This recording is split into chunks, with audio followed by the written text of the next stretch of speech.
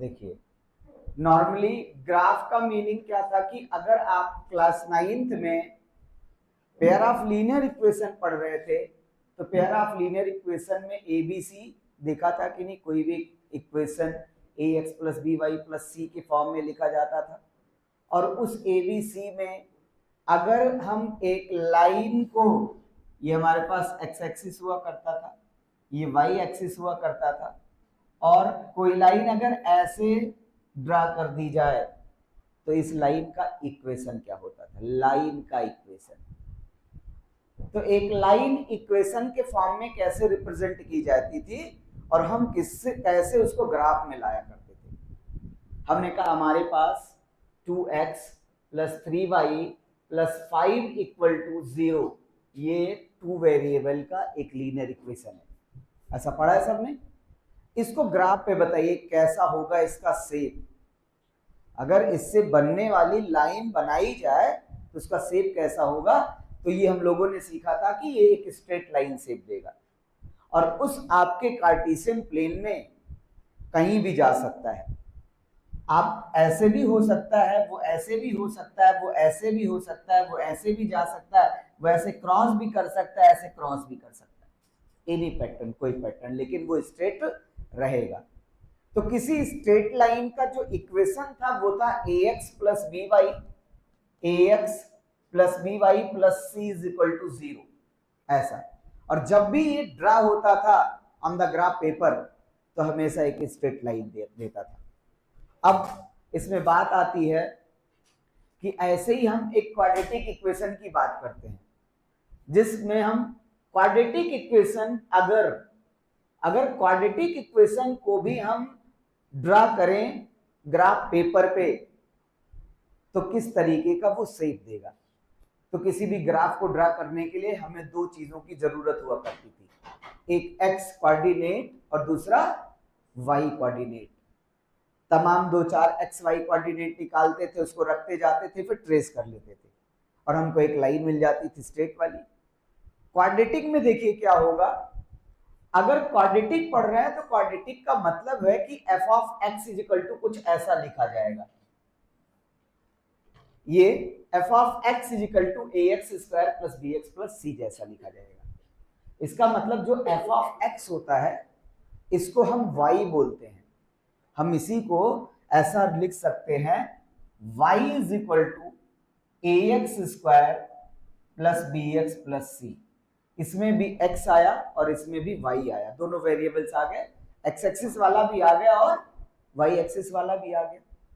तो ये जो x एक्सिस वाला है, x एक्सिस उसकी डिग्री देखो कितनी, उसकी पावर कितनी है, उसकी पावर कितनी है 2, और जो y एक्सिस है उसकी पावर कितनी है 1। जब भी हम ऐसा इक्वेशन बनाएं, कहीं भी ऐसा इक्वेशन बनाएं दो वेरिएबल का जिसमें किसी एक वेरिएबल की जो पावर है वो 2 हो जाए और दूसरे वेरिएबल की पावर क्या हो जाए 1 हो जाए, तो जब उसका ग्राफ बनाएंगे तो वो स्ट्रेट नहीं जाएगा, वो क्या बनाता है? पैराबोला बनाता है। What is the parabola? U shape line. U shape line या तो अपवर्ड में या तो डाउनवर्ड में। हम इसी के डिस्क्रिप्शन को पढ़ने चल रहे हैं कि ये जो यू शेप लाइन पढ़ेंगे, जो क्वाड्रेटिक का ग्राफ होगा, जो यू शेप होगा, और इस ग्राफ में एबीसी सबके पॉजिटिव नेगेटिव होने पर क्या इफेक्ट आएगा। ए के पॉजिटिव होने पर हमारा शेप कैसा हो जाएगा, ए के नेगेटिव होने पर पैराबोला का शेप कैसा हो जाएगा, सी के पॉजिटिव होने पर ग्राफ कहां जाएगा, सी के नेगेटिव होने पर ग्राफ कहां जाएगा, ये सारे डिस्क्रिप्शंस को हम लोग 1 बाय 1 पढ़ने चल रहे हैं। सबसे पहले आपके सामने आएगा शेप ऑफ ग्राफ। ये कितने शेप का हो सकता है? तो ये 2 शेप का होगा, एक अपवर्ड एक डाउनवर्ड, ये ध्यान रखना है। और इसके लिए पहला शेप, अगर ये डाउनवर्ड पैराबोला है, डाउनवर्ड पैराबोला है, तो इस A X square plus B X plus C में कौन सी वैल्यू रिस्पॉन्सिबल होनी चाहिए? अगर ये डाउनवर्ड पैराबोला है, इसके लिए हमको देखना है a greater than 0। A greater than 0 का मतलब क्या है, ए की वैल्यू कैसी हो जाएगी, पॉजिटिव या नेगेटिव, पॉजिटिव। और ए लेस देन 0 बन जाए, ए लेस देन 0 बन जाए तो पैराबोला क्या बनाएगा, ऊपर भग जाएगा आपका। ये जो यू शेप होगा, एक मिनट ये गलत फिगर अटैच हुआ इसमें, इसको यहां कर लेंगे और एक फिगर दूसरा आएगा, इसको यहां कर लेंगे ऐसा। ये मतलब ए की वैल्यू अगर पॉजिटिव आ जाएगी तो हमारा शेप कैसा हो जाएगा, ऊपर चला जाएगा, यू शेप, ऊपर की तरफ मुंह खोलेगा, ओपनिंग ऊपर होगी। कब, जब ए पॉजिटिव होगा। और जब ए नेगेटिव हो जाएगा तो ओपनिंग कहां हो जाएगी, डाउनवर्ड हो जाएगी, जैसा ये बना। अब इसमें देखिए ए की वैल्यू के लिए क्या बोला गया, ए लेस देन 0 का मीनिंग समझिए। ए लेस देन 0 का मतलब ए की वैल्यू हमेशा माइनस में आएगी। जैसे इसके लिए अगर मैं ग्राफ लिख दूं 2x square plus 3x plus 5, तो इसमें ए की वैल्यू क्या है, पॉजिटिव है। ए की वैल्यू क्या है, पॉजिटिव है, इसलिए हमारा पैराबोला कैसा है, ऊपर की तरफ अपवर्ड ओपनिंग कर रखा है।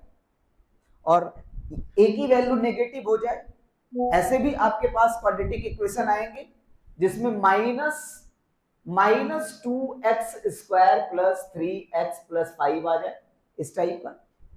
तो देखिए ए कैसा हो जाएगा, नेगेटिव। और जब ए नेगेटिव दिखे तो समझ जाइए कि हमारा पैराबोला जो ओपनिंग करेगा वो डाउनवर्ड करेगा। ऐसे सवाल पूछ लेते हैं एबीसी के टर्म पे कि ए का साइन पॉजिटिव होने पर पैराबोला का ओपनिंग कहां होगा, ए का साइन नेगेटिव होने पर पैराबोला का ओपनिंग कहां होगा, किस डायरेक्शन में होगा। तो ओपनिंग अपवर्ड होगा या डाउनवर्ड होगा, इसको कौन डिसाइड करेगा, coefficient of X square means A, ये याद रखना है। ओपनिंग ऊपर के जाने वाला है या डाउनवर्ड जाने वाला है, इसका decision coefficient of X square करेगा। अभी हम लोग जनरल स्टैंडर्ड इक्वेशन ए मान के रखे हैं, तो ए पर डिस्क्राइब कर रहे हैं। लेकिन कोई अगर कह दे कि हमने एक इक्वेशन बनाया mx square plus minus mx square plus kx plus c, तो माइनस m डिसाइड करेगा पैराबोला ओपनिंग कहां करेगा।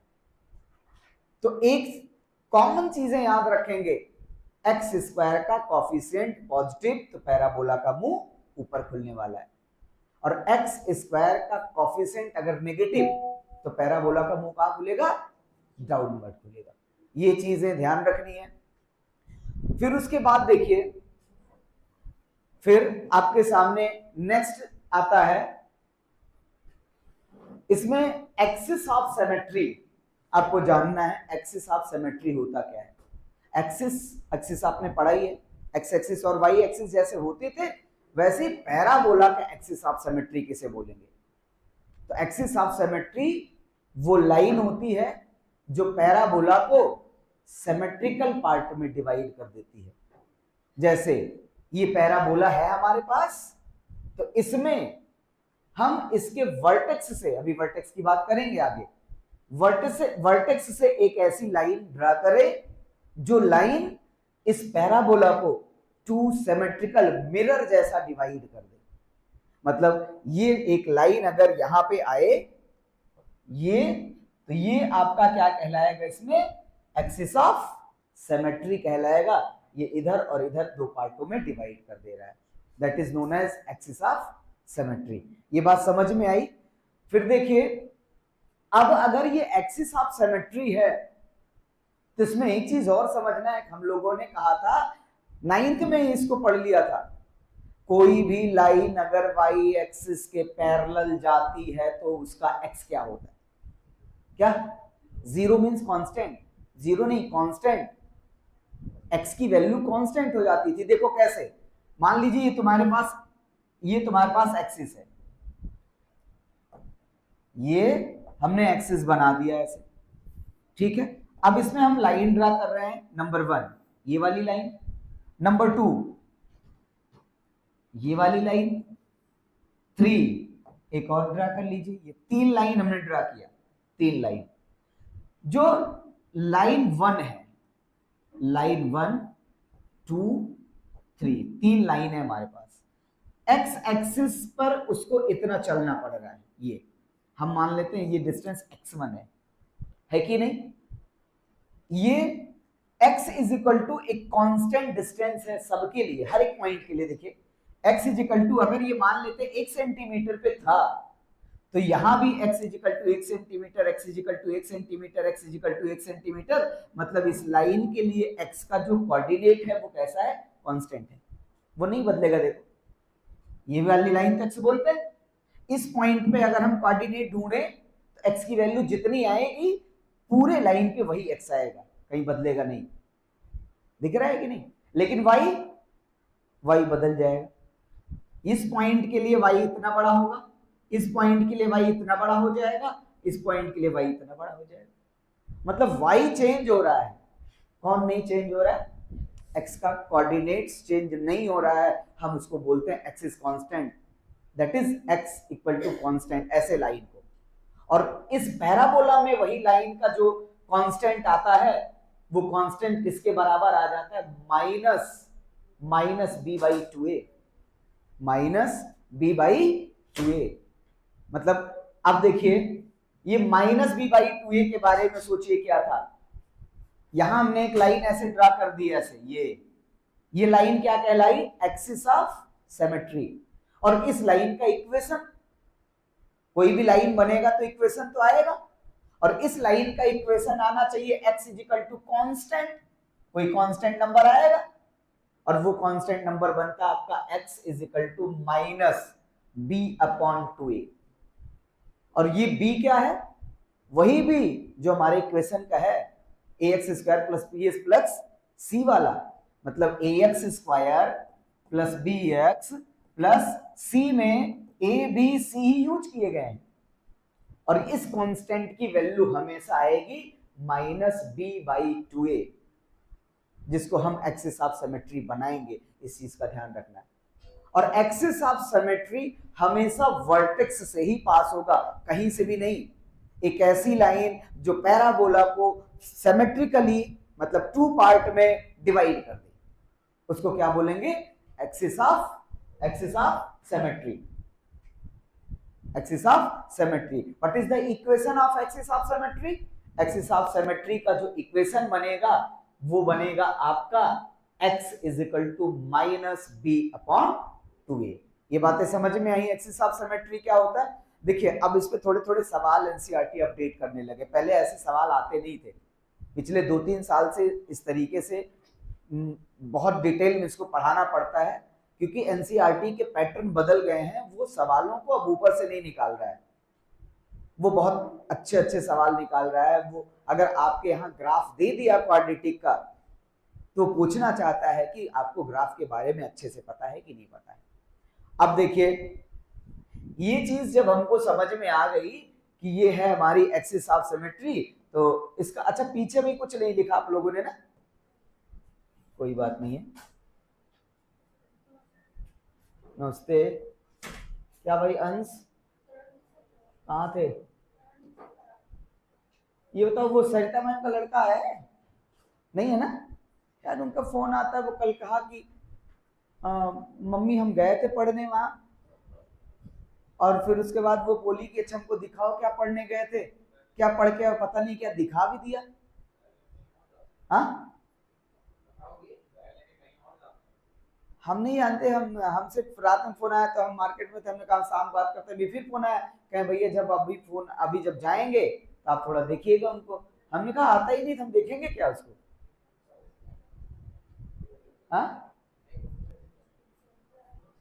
अब क्या ही ऐसे बच्चों को सुधारा जाए।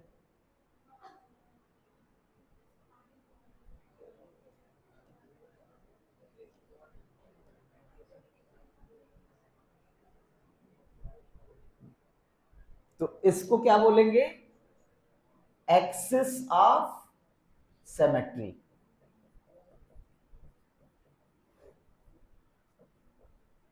सिमेट्री। और ये जो पॉइंट है इसके लिए जो इक्वेशन होता है x is equal to minus B upon 2a। ये बातें समझ में आ गई सबको। नेक्स्ट पॉइंट पे आइए, देखिए अगली चीज हमारे सामने आती है टर्निंग पॉइंट। टर्निंग पॉइंट क्या होता है? जैसे ग्राफ ऐसे बनता जा रहा है, बनता जा रहा है, ऐसे बढ़ता जा रहा है, बढ़ता जा रहा है, धीरे धीरे कम होते होते क्या करेगा? टर्न कर जाएगा। अभी कैसे टर्न करेगा हम लोग सिमुलेशन से देखते हैं, ऐसे स्ट्रेट होगा, ऐसे घूम जाएगा, फिर ऐसे स्ट्रेट होगा, ऐसे घूम जाएगा। किस वैल्यू के बढ़ने घटने पर किस तरीके से शेप बदलेगा, अभी इसको देखेंगे, पहले पढ़ लेते हैं। फिर देखिए, अब आता है वर्टेक्स। वर्टेक्स वो पॉइंट होता है पैराबोला का जहां से हमको टर्निंग मिल जाती है, जहां से हमको क्या मिल जाएगी? टर्निंग मिल जाएगी। तो ये जो पॉइंट है ये टर्निंग पॉइंट है और ये कहलाएगा वर्टेक्स। और वर्टेक्स का जो कोऑर्डिनेट होगा, जैसे मान लीजिए आपने कोई एक ग्राफ बना दिया ऐसे, ये ऐसे ग्राफ बना दिया, इस पे हर एक पॉइंट पे नंबर मिलते थे कि नहीं मिलते थे? पॉइंट्स आते थे, एक्स और वाई की वैल्यू आती थी। ऐसे इसमें भी देखो, इसमें भी हर एक पॉइंट पे एक्स की वैल्यू आएगी। जैसे अगर यहां पे मैंने कहा कि एक्स की वैल्यू कितनी, तो वाई एक्सिस से ऐसे परपेंडिकुलर ड्रा कर देंगे और एक्स एक्सिस से ऐसे परपेंडिकुलर ड्रा कर देंगे। तो जो एक्स वाला डिस्टेंस है ये मान लीजिए x1 था और ये y1 था, इसका कोऑर्डिनेट क्या हो जाएगा? x1, y1 हो जाएगा। सेम चलते चलते जब हम यहां आएंगे, वर्टेक्स पे आएंगे, तो क्या चीज पाते हैं? वर्टेक्स पे आने के बाद हम लोगों को मिलता है कि इसके भी कोऑर्डिनेट्स होते हैं और इसके x के कोऑर्डिनेट क्या होंगे? इसके लिए हमें क्या करना है? जब x के कोऑर्डिनेट हम पहले से डिफाइन कर चुके हैं कि x इज इक्वल टू, उसके लिए क्या बनता है? -b/2a। x की वैल्यू बन जाती है, x की वैल्यू क्या बन जाएगी? -b/2a। और फिर y क्या बनेगा?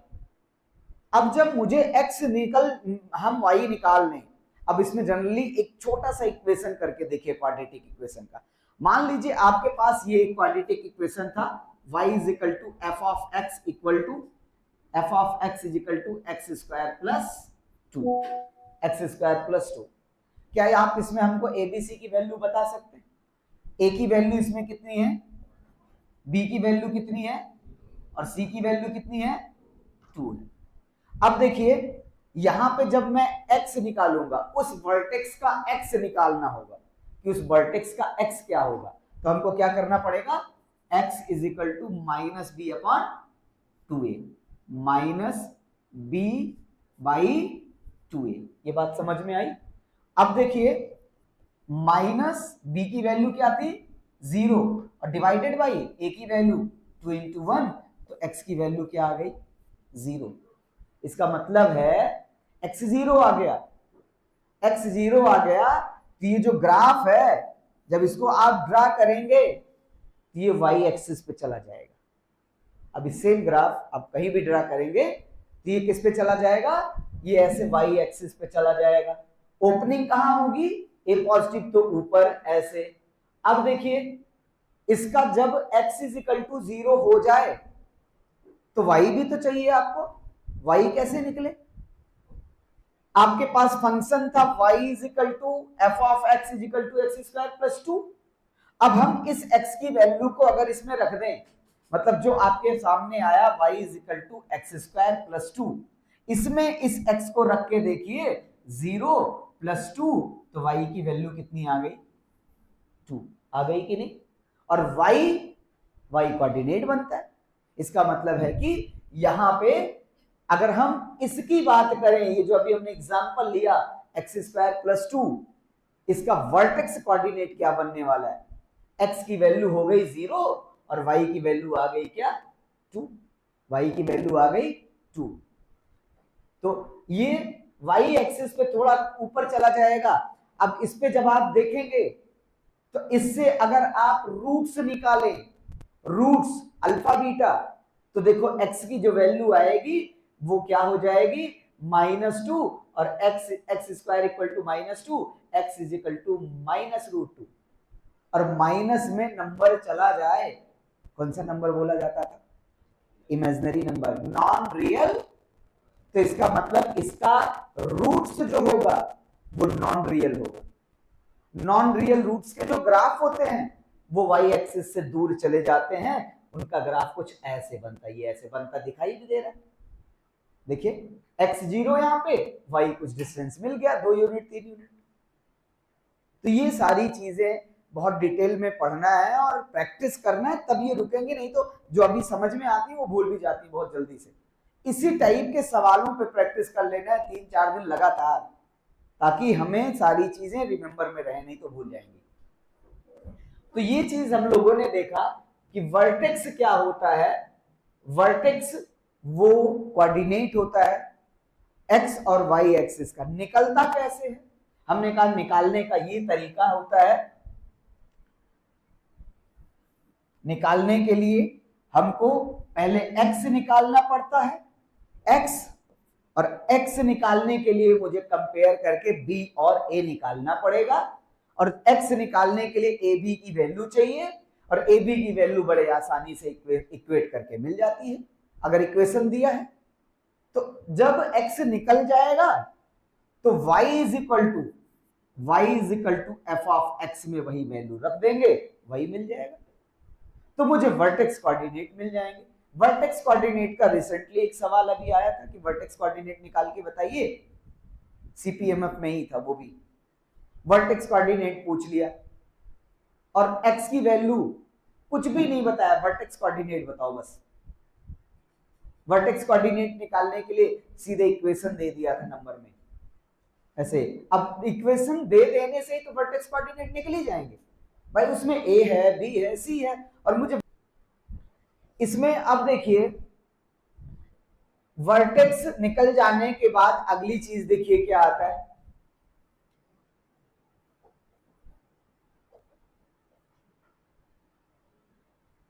ये सारी चीज वहां लिखी रहे हैं तो इस पे नहीं गंदा कर रहे हैं।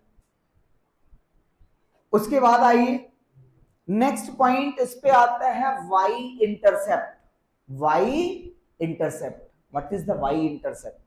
ये जो आपका ग्राफ है, ये जो लाइन है, ये वाली जो लाइन है, इसको बोल रहे हैं वाई एक्सिस, और इसको क्या बोलते हैं? X axis. अब देखिए आपका ग्राफ चलते चलते क्या कहीं वाई एक्सिस को कट कर रहा है?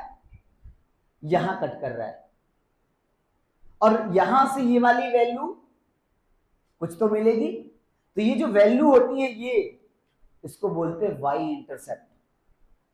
और ग्राफ में आपसे ऐसे कोई इक्वेशन लिख दे कि A X square plus B X और प्लस सी में हमको वाई इंटरसेप्ट बताइए, तो ग्राफ ड्रा करने की जरूरत नहीं है।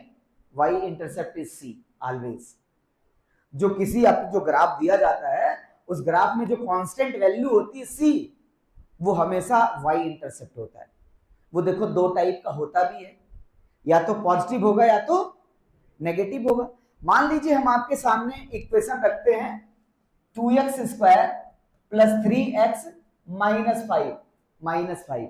इसका मतलब है कि इसका जो y इंटरसेप्ट है -5 नीचे कट किया करेगा। मतलब वो ऐसा हो सकता है, ऐसा यहां कट कर रहा है। अगर माइनस में दिख रहा है, सी माइनस में है, तो समझ जाइए कि जो आपका ग्राफ कट करेगा वाई एक्सिस पे, वो माइनस में कट करेगा। अब वो ऐसे ऐसे भी हो सकता है, इसमें भी ये देखिए कहां कट कर रहा है? नेगेटिव वाई एक्सिस पे कट कर रहा है। और अगर सी पॉजिटिव आ जाए, यही प्लस में होता, तो ये ग्राफ ऐसे कट करता, पॉजिटिव के ऊपर कट करता। वो हमेशा ऐसे भी कट करता। मतलब अगर C की वैल्यू पॉजिटिव है ग्राफ में, इक्वेशन में, तो आपको समझ जाना है हमारा ग्राफ पॉजिटिव में कट करेगा या नेगेटिव में। लेकिन C के पॉजिटिव और नेगेटिव से आप ये नहीं पता लगा पाएंगे कि हमारा ग्राफ अपवर्ड जाएगा कि डाउनवर्ड जाएगा। अगर आप कोई सोचे कि ठीक है, इससे देखो ये पॉजिटिव कट कर रहा है, पॉजिटिव, और ये देखिए ये नेगेटिव कट कर रहा है, दोनों डाउनवर्ड पैराबोला है कि नहीं? लेकिन ये नेगेटिव में कट कर रहा है, ये पॉजिटिव में कट कर रहा है। तो कभी भी जो गलतियां होती हैं बच्चों से, वो ये कर बैठते हैं कि सी को देख के अप और डाउनवर्ड जज करेंगे। नहीं, सी का पॉजिटिव और नेगेटिव सिर्फ क्या देगा? वाई इंटरसेप्ट देगा। इस चीज का ध्यान रखना है। वाई इंटरसेप्ट मतलब हमारा ग्राफ वाई एक्सिस पे कहां कट कर रहा है। ये बातें समझ में आई? अब उसके बाद देखिए जब आपको इंटरसेप्ट समझ में आया, तो इंटरसेप्ट के लिए हम जब भी इंटरसेप्ट निकालना चाहते हैं, मान लीजिए आपके सामने आया y is equal to 2x square plus 3x plus 5, हम इसमें क्या रख दें, हम इसमें रख दें x इज इक्वल टू 0, तो y इज इक्वल टू क्या हो जाएगा 5, y इज इक्वल टू क्या हो गया 5, और ये जो 5 है प्लस में आ रहा है, इसका मतलब इंटरसेप्ट प्लस में मिलेगा मुझे, y इंटरसेप्ट मींस c की वैल्यू, और यही c की वैल्यू बनता है। देखो, तो किसी भी ग्राफ में आपको ध्यान रखना है कि जो ग्राफ दिया जा रहा है उसमें c की वैल्यू निकाल लें, और c की वैल्यू जो होती है वो क्या कहलाती है, intercept of the y axis. उसके बाद आइए, उसके बाद हमारे पास एक काम लिखवा दें क्या इसके पहले वाला, ये रुक जाओ, थोड़ा सा और बचा होगा वो भी समझ लेते हैं, इकट्ठे लिखते हैं। अब आइए देखिए, x इंटरसेप्ट y इंटरसेप्ट तो समझ में आ गया कि हमारा ग्राफ अगर पैराबोला ऐसे चल रहा है तो y पे तो कट ही करेगा, साथ में ही वो x पे भी कट करेगा, और ये जो x पे कट करेगा यही एनसीईआरटी में ज्यादा बताया गया है, 2 बार कट करेगा कि 1 बार कट करेगा कि टच करेगा ना। तो ये चीजें क्या थी, जो x एक्सिस का इंटरसेप्ट होता है वो मुझको जीरोज देता है, नंबर ऑफ जीरोज बताता है, कितनी बार कट करेगा, कैसे कट करेगा, उसके तीनों कंडीशंस हम लोग देखते हैं। आइए, तो इसमें पहली कंडीशन आती है d ग्रेटर देन 0, कुछ अभी समझेंगे d ग्रेटर देन क्या है, क्योंकि ये क्वाड्रेटिक है, यहां तो क्वाड्रेटिक पढ़ते ही हैं, साथ में आप क्वाड्रेटिक इक्वेशन भी पढ़ते हैं, क्वाड्रेटिक इक्वेशन चैप्टर 4। अब ये जो d होता है इसको थोड़ा सा पहले समझ लो, तब देखिए आपका ये जो d होता है ये डिस्क्रिमिनेंट कहलाता है, डिस्क्रिमिनेंट, और ये डिस्क्रिमिनेंट किसी क्वाड्रेटिक इक्वेशन के रूट के कैरेक्टर को लिखता है, मतलब आपका रूट रियल आएगा या इमेजिनरी आएगा या रियल में ही इक्वल एंड इक्वल आएगा। तो जैसे आपके पास मान लीजिए ये इक्वेशन आ जाए X square minus 2x plus 4 equal to 0, इसके रूट्स अगर निकालने हो तो a की वैल्यू क्या है, देखिए a इसमें क्या है 1, b इसमें क्या है -2, और c क्या है 4। अब देखिए एक चीज निकालिए, बी स्क्वायर माइनस 4ac, कुछ याद आया जो लोग श्रीधराचार्य पढ़े हैं, B square minus 4ac, X की वैल्यू निकालते थे कि नहीं श्रीधराचार्य से। श्रीधराचार्य क्या बताता था, x is equal to minus B plus minus under root B square minus 4ac, ऐसा, और डिवाइडेड बाई 2a। ये जो बी स्क्वायर माइनस 4ac है इसी को हम बोलते हैं d for discriminant, d for discriminant.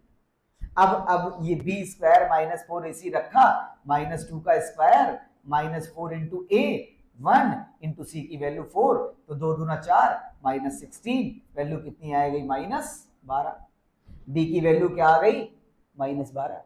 ऐसा भी हो सकता है d 0 हो जाए और ऐसा भी हो सकता है d पॉजिटिव हो जाए।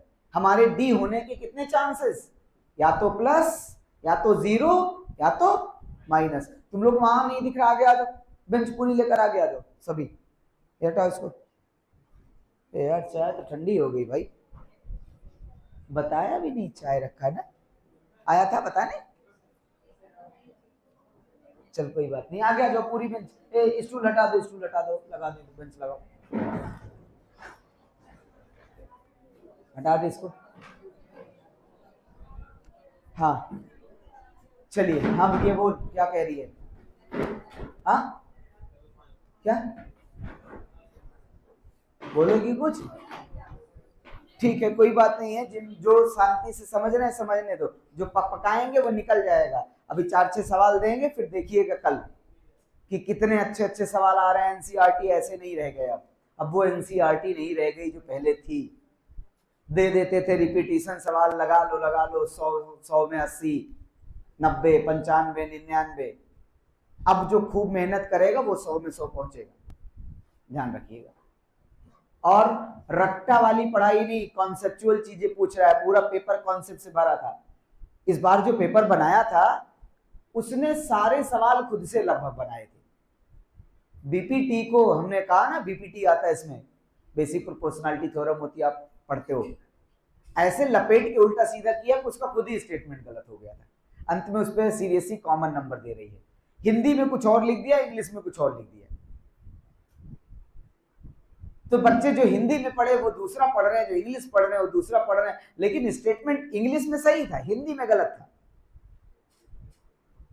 अब सीबीएसई को दोनों मीडियम पढ़ाना होता है, इसलिए उसने कॉमन मार्किंग शुरू कर दी। 5 नंबर मुफ्त में पा रहे हैं बच्चे।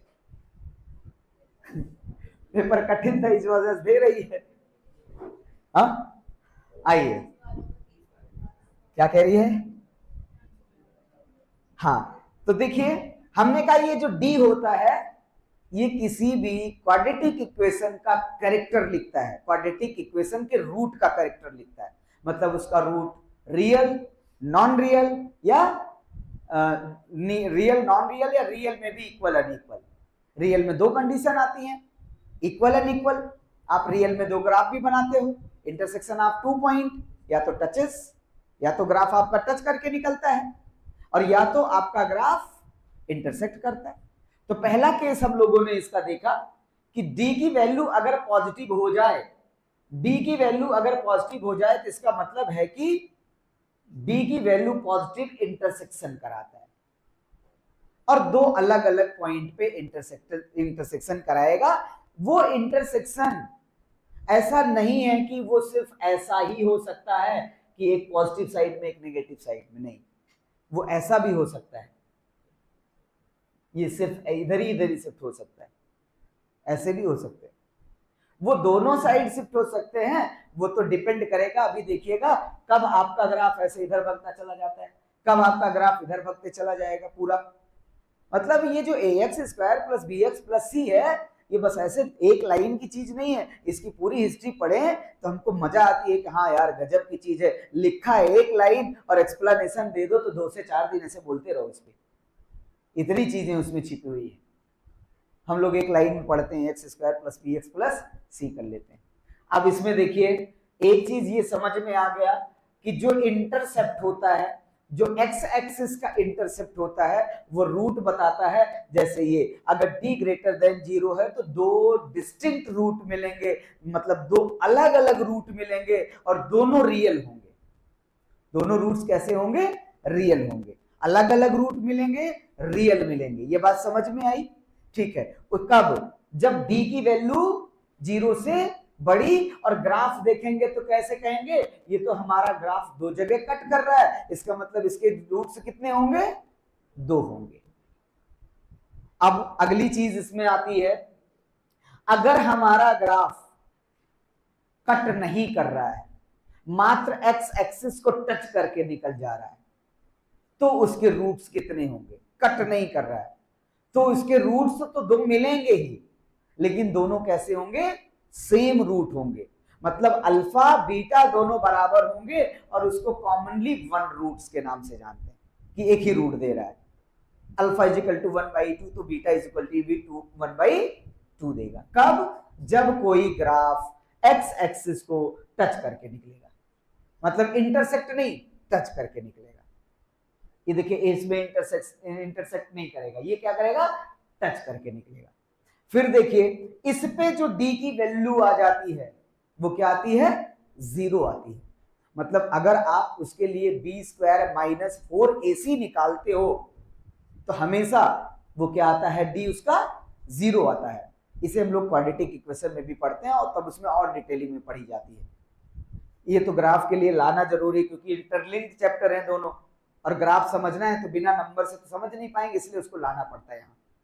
फिर देखिए तीसरी कंडीशन इसमें आती है d < 0। मतलब d की वैल्यू अभी जो निकाला था रफली हम लोगों ने, d माइनस में आया था कि नहीं? d की वैल्यू क्या आ जाए? नेगेटिव में आ जाए। b² - 4ac किस में आ जाए? नेगेटिव में आ जाए। और तब ये आपका ग्राफ ऐसे शिफ्ट हो जाएगा। कहां? ऊपर की तरफ शिफ्ट हो जाएगा, ऐसे ऊपर चला जाएगा। और कोई भी ग्राफ अगर एक्स एक्सिस को छोड़ के ऊपर चला जाए तो समझ लो इसके जो एक्स की वैल्यू आएगी, इसका जो रूट्स आएगा वो रूट्स नॉन रियल होगा, वो रियल नहीं होगा, वो इमेजिनरी नंबर में जाएगा। उसका एक्स जब भी आएगा तो रूट के अंदर माइनस वाला नंबर लाएगा। इसी ग्राफ को देख के ही समझ जाना है। ऐसे ग्राफ अगर आपको मिलते हैं, अब इसमें अगर कोई कहे इसमें इंटरसेप्ट कैसा है, इसमें अगर कोई पूछे इंटरसेप्ट क्या है, positive negative, intercept of Y axis, C की वैल्यू, सी की वैल्यू कैसी, पॉजिटिव। इसमें सी की वैल्यू, इसमें सी की वैल्यू नेगेटिव, कितना, 0। इसमें कांस्टेंट ही नहीं मिलता। जो ग्राफ आप बार बार देखो टच करता है और ओरिजिन पे टच करता है। अच्छा ये ग्राफ ऐसा ही नहीं है, ये ग्राफ यहां भी टच कर सकता है।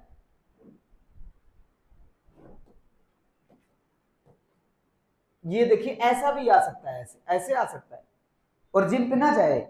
ये ग्राफ यहां आ सकता है ऐसे एग्जैक्टली ओरिजिन पे, और जब एग्जैक्टली ओरिजिन पे आएगा तब क्या होगा, हमेशा इसका तब भी रूट्स क्या होगा, वही होगा। और सी की वैल्यू क्या होगी, 0 होगी।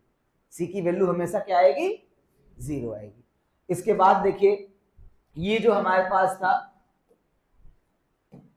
ये कहीं भी ऐसे मूव कर सकता है एक्सिस पे, कहीं भी जा सकता है, इधर भी इधर भी। लेकिन अगर एक्स एक्सिस के ऊपर चला गया है तो हमेशा ये समझना है कि हमारा ये जो क्वाड्रेटिक इक्वेशन है, जब इसका रूट्स निकलेगा वो रूट्स कैसा हो जाएगा, नॉन रियल, जिसको आप इमेजिनरी नंबर बोलते हो। ठीक है, ये इतनी चीजें आपके सामने थी ग्राफ के पर्पस से। इस पे अब हम प्रैक्टिस करेंगे। रिव्यू में अगर नॉर्मली आपसे पूछा जाए ax square plus B X plus C में आपका जो a है वो पॉजिटिव है, तो ग्राफ पैराबोला मुंह कहां खोलेगा, ऊपर। और अगर a निगेटिव है तो नीचे। अगर c की वैल्यू पॉजिटिव है तो y एक्सिस पे कट, ऊपर या नीचे, ऊपर। अगर c की वैल्यू नेगेटिव आ जाए तो y एक्सिस पे कट, नीचे। ठीक है, अब देखिए वर्टेक्स का कोऑर्डिनेट -b/2a, कॉमा कॉमा, अभी निकाला था ना vertex coordinate, f of x means जो x निकलता है -b/2a वही रख दिया जाता है। तो जनरल कोऑर्डिनेट, पहले इसको लिख लेते हैं। इतनी चीजें आपके सामने हैं, ये पहले नोट कर लें तब आगे बढ़े। या इसका ग्राफ देखिए, सिमुलेशन ग्राफ देख लीजिए तभी लिखिए, रुकिए। हाँ d अभी लिखा, b स्क्वायर -4ac है। अगर आपके सामने ax square plus bx plus c दिया है तो ये कैसा, ये समझ रहे हो, इसमें जो d होता है वो होता है b स्क्वायर, ये वाला स्क्वायर, x का square -4 into a into c, तो b स्क्वायर -4ac होता है d, that is known as discriminant. That discriminant is written the characteristic of roots of quadratic equation। यही बताएगा कि हमारा क्वाड्रेटिक इक्वेशन कैसा रूट्स देगा, रियल, नॉन रियल, और रियल में भी इक्वल अनइक्वल। देखिए इसी पे तो मिल रहा है, d 0 हो जाएगा तो इक्वल रूट्स, d 0 नहीं होगा, बड़ा हो जाएगा तो अनइक्वल। और यहां पे d की वैल्यू अगर छोटी हो जाएगी 0 से, d की वैल्यू छोटी का मतलब नेगेटिव हो जाएगा d, तो हमारा रूट्स कैसा हो जाएगा, नॉन रियल हो जाएगा। अब इसका देखिए पहले एक वो देख लीजिए किस तरीके से वैल्यू बदल बदल के देखते हैं। ये मान लीजिए ये सिमुलेशन होते हैं ग्राफ ड्रा करने के, पता नहीं दिख रहा है कलर इसका, ठीक। देखिए ये वेरिएशन दिया है, अभी a की वैल्यू को हम पॉजिटिव कर 0 कर देते हैं। अब यार 0, a अभी हमारा क्या है, 0। थोड़ा छोटा हो जाए भाई, देखो सब कुछ। अब देखिए जब a की वैल्यू 0 हो जाएगा तो किसी भी क्वाड्रेटिक इक्वेशन में a 0 हो जाए इसका मतलब वो क्वाड्रेटिक है ही नहीं है। कैसे, देखिए आपने कहा कि ax square plus bx plus c, अब इसमें मैंने a 0 कर दिया, ये तो bx प्लस c हो गया। bx plus c is linear power 2 तो खत्म हो गई इसकी। तो इसका मतलब है कि क्वाड्रेटिक जब डिफाइन करते हैं तो ये भी कहते हैं ax square plus bx plus c quadratic है, जबकि a 0 के बराबर नहीं है। अब इस a को अगर हम पहले पॉजिटिव कर रहे हैं, देखिए पहले पॉजिटिव कर रहे हैं, ये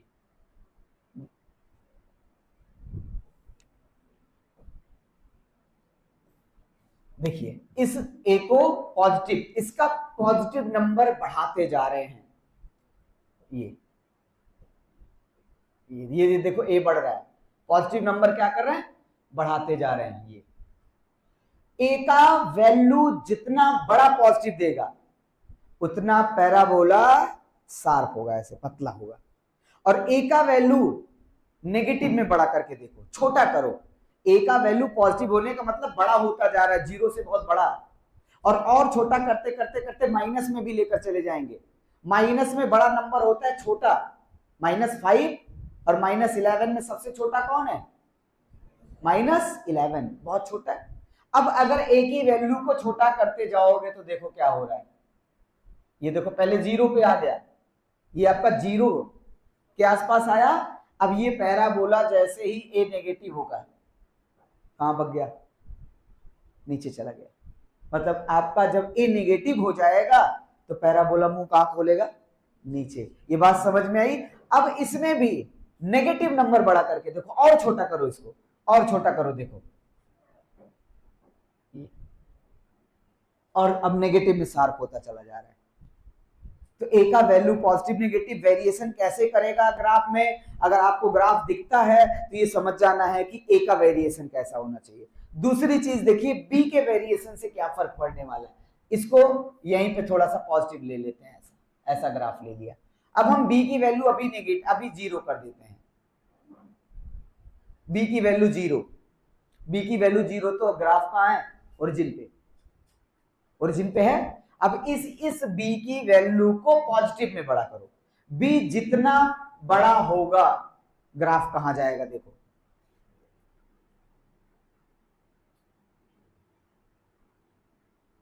दिख रहा है, बी जैसे जैसे बड़ा होता जा रहा है वैसे वैसे हमारा पॉलिनोमियल, हमारा क्वाड्रेटिक इक्वेशन इधर शिफ्ट होता जा रहा है ग्राफ। अगर बी बड़ा करते जा रहे हैं तो वो इधर शिफ्ट होता जा रहा है। अब इसी बी को नेगेटिव करके देखो, 0 तो था ही, नेगेटिव करो, अब हमारा ग्राफ कहां शिफ्ट होता जा रहा है, उधर शिफ्ट होता जा रहा है। तो बी के लिए क्या रेफरेंस मिला, अगर बी पॉजिटिव होगा, अगर बी पॉजिटिव होगा तो ग्राफ नेगेटिव साइड में शिफ्ट रहेगा, अगर बी नेगेटिव होगा तो ग्राफ पॉजिटिव साइड में शिफ्ट रहेगा। इस चीज को अभी पॉइंट टू पॉइंट हम लोग लिख लेंगे, अगर जैसे ये इसमें आ रहा है नोट्स बनाते वक्त। फिर देखिए आपका सी किस तरीके से काम कर रहा है। अभी हम सी की वैल्यू को ले लेते हैं 0 और इसको भी 0 कर देते हैं, ओरिजिन पे सब आ गए। अब इस सी की वैल्यू को क्या करो, पहले प्लस में ले जाओ, ये देखिए सी पॉजिटिव होता चला गया इस तरीके से, सी पॉजिटिव, पॉजिटिव इंटरसेक्शन दे रहा है। और साथ में किसी चीज को नहीं बदला, सिर्फ सी को पॉजिटिव करते चले गए, तो इसके रूट्स कैसे हो गए, नॉन रियल, क्योंकि ये तो छोड़ दिया एक्सिस को। इसके साथ साथ इसको अगर नेगेटिव में कर दे रहे हैं तो सी देखो नेगेटिव में आ रहा है।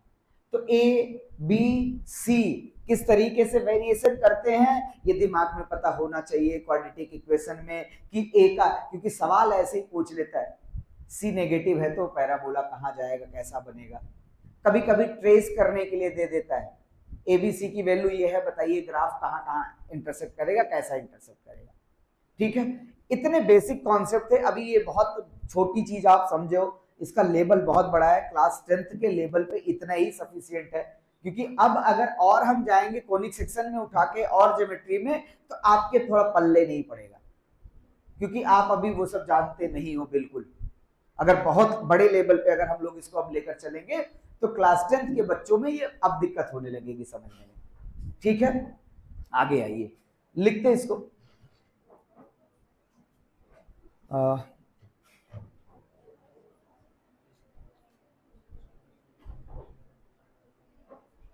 यही से था ना, हाँ ठीक है। ठीक है, चलिए लिखिए इसको, सीधे इक्वेशन में मिल जाएगा।